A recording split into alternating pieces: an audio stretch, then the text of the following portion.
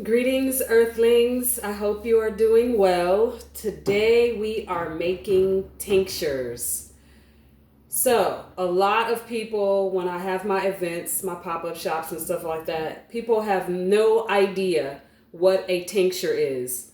So, I decided to not only teach you how to make your own because it's something that I was supposed to be doing probably about 8 months ago, but I wanted to just give you a little bit of an education on what it is. Basically, it's herbs in liquid form. And so what happens is you take an alcohol, a liquor, or you could use glycerin or apple cider vinegar. Typically, when apple cider vinegar is used, it's considered an extract. Extracts are made for people that don't want to deal with liquor or for someone who's giving something to one of their children. But overall, vodka, rum, gin, tequila. Vodka is the most popular one, or grain liquor, like White Lightning. Those are the two most popular liquors that are used to create a tincture.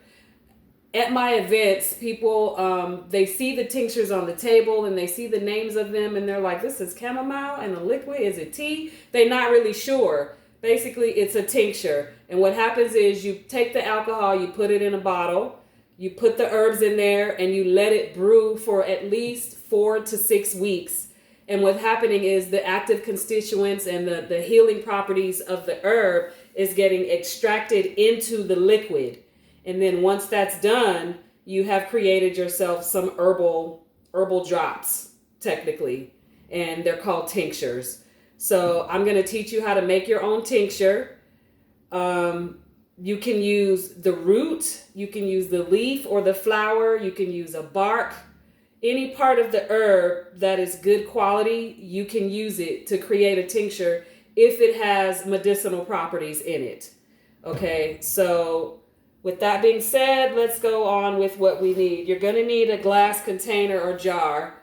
Here's a jar here that I have, or you can use old bottles. There's a video that I have posted to teach you how to sanitize. If you decide to recycle, there's a video on how to sanitize those bottles or jars before you reuse them. And it's a pretty simple process. But so today we're going to be doing a tincture of this blend here is my hormone blend. It's for the female hormone balance, and it's a multi-herb blend, and that's the point of doing this, just to show you, that you can use a single herb or you can use a blend of herbs to make a tincture. And so this one is my hormone balance, and you'll need some stickers or something to write with and something to label your bottle with. I just use a sticker because then you can reuse the bottles without writing all over them for different things. Or you can just write the name of what it's going to be and that'll be the bottle for that tincture, however you want to do it. But you'll also need some liquor, and I use vodka and sometimes I use rum. It just depends. I have some herbs that I make tinctures out of rum, and most of them I use vodka. And you need a vodka that is at least 80 proof. Hold on, because I'm going to have to grab this other bottle. I've been making tinctures already, and I just wanted to show you. So yeah, I get mine from Costco. The price is right for this big bottle of vodka. It was like $13, something like that. Very, very reasonable. So that's why I always get my tincture liquor from Costco. Unless you know somewhere else where you can get it at a great price, that's where I go. But what you'll do is basically put the herbs in the jar. And some people would suggest that you put it halfway full. This one is practically halfway full. I don't normally do that. I normally make it so that it's at least a third of the way full. This one is a root herb. This is ashwagandha root. So I like to put like no more than 1/3 or 1/4 of that. I don't do half of the root herbs because those expand so much that by the time you're done brewing the herbs, you don't have as much liquid as you would like.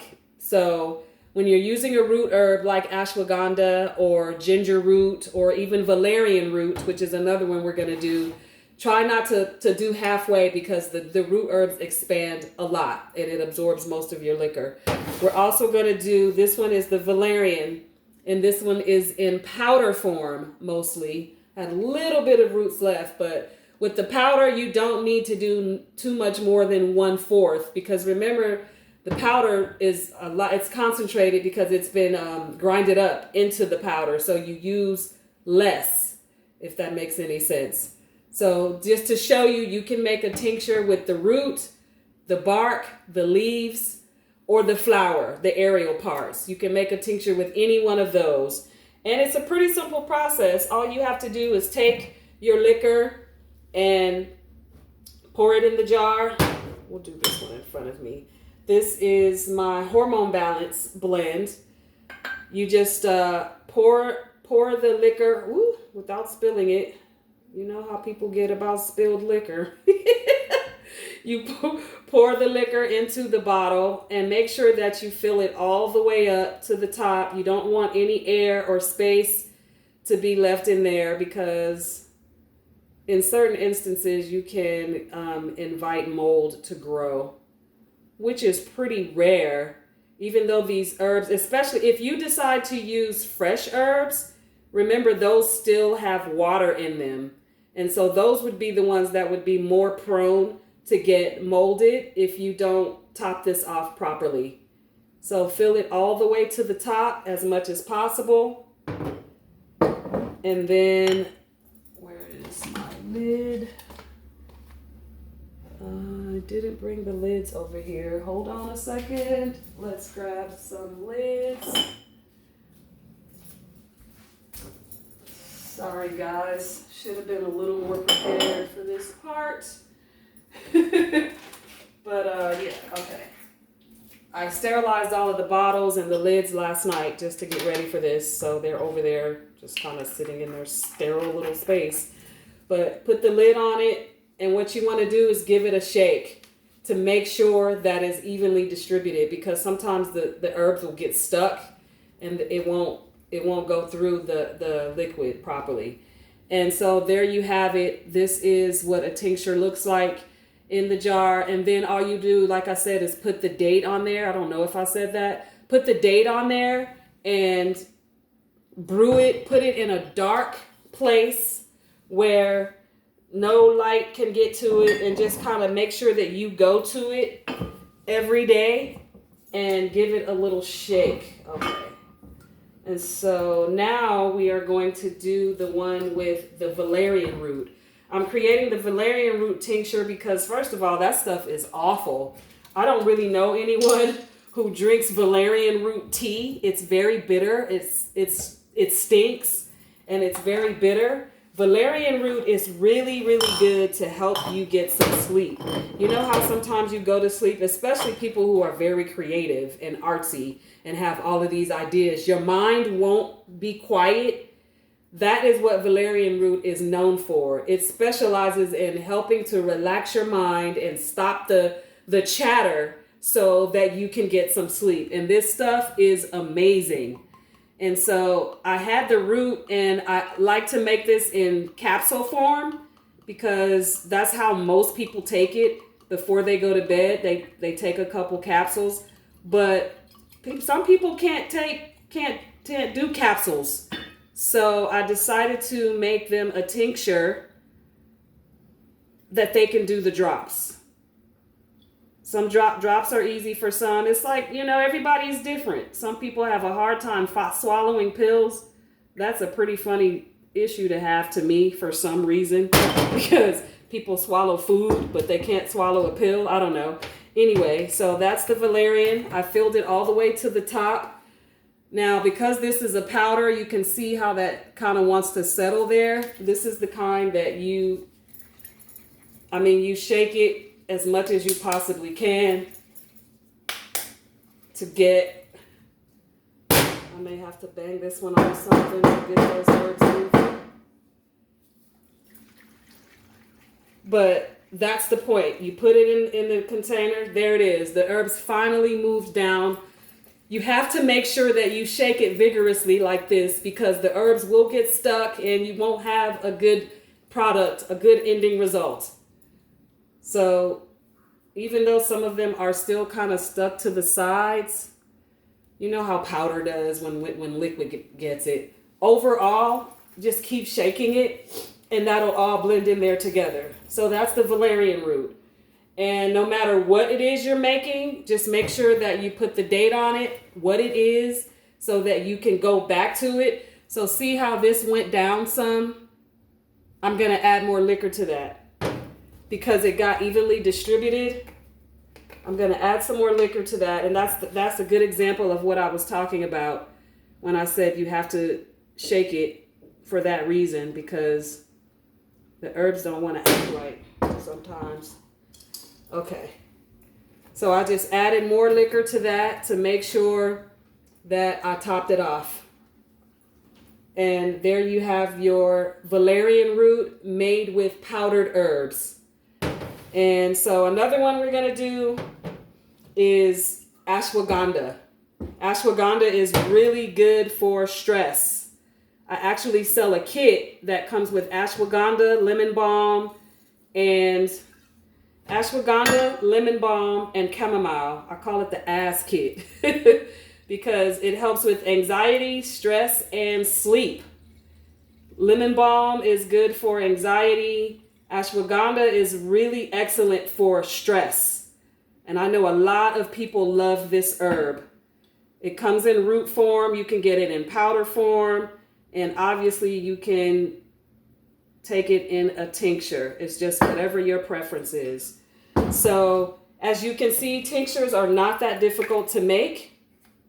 You just get your herbs in a container and some liquor, and that's it. This is the ashwagandha. Now you may have noticed I didn't have a whole lot of ashwagandha in there because, like I said, the roots expand and it takes up a lot of room at the end of the day. So there you have it for that one. I'm going to make another one, St. John's wort, which is really good for depression. St. John's wort is not recommended for people who live in places where the sun is hot, because the sun kind of does the same thing that the herb does, and it can cause you to be a bit sensitive.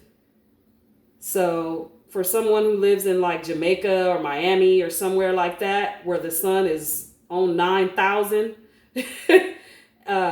St. John's wort is not recommended unless you're not going to be in the sun. Then that's a different story. But and I don't have a lid for the St. John's wort over here. But at this point, you get the idea. I'm going to find the lid for that, which is over there behind me. Oh, can we borrow a lid? Yes, we can. We'll borrow a lid from this one. Okay, St. John's wort is done. You do the same thing. And the St. John's wort is a flower. And that's why I wanted to try and do a little bit of everything just to show you. So if you wanted to use lavender or rose petals or chamomile, all of those are, or the aerial parts are flowers, you could do that. And with this one, I wouldn't do more than a third of the way full, because those flowers and stuff, they take up a lot of room as well. And so there you have it. This is the St. John's wort. I put today's date on there, and I like to let mine brew, like I said, for at least 6 weeks in a cool, dark place. And make sure you go to it and shake it every day. Try to do it at least 3 to 4 days a week. Sometimes I know it can feel a little taxing or be a little tedious, but if you want a good product that's evenly distributed, then make sure you just go to it. That's what I do. I go to my collection of tinctures. I shake each one of them a few times, turn it upside down, and then I'm done. I do that like 4 days a week. So I hope that this was helpful for you, and I would love to know if you have a method that you use to make tinctures, if you've ever made tinctures. What do you think about them? Would you like to try them? If you have any questions, feel free to ask me whatever you would like. Other than that, happy tincture making. The next video we do will be talking about powdered herbs and how you can use them to create different things, including doing your own capsules.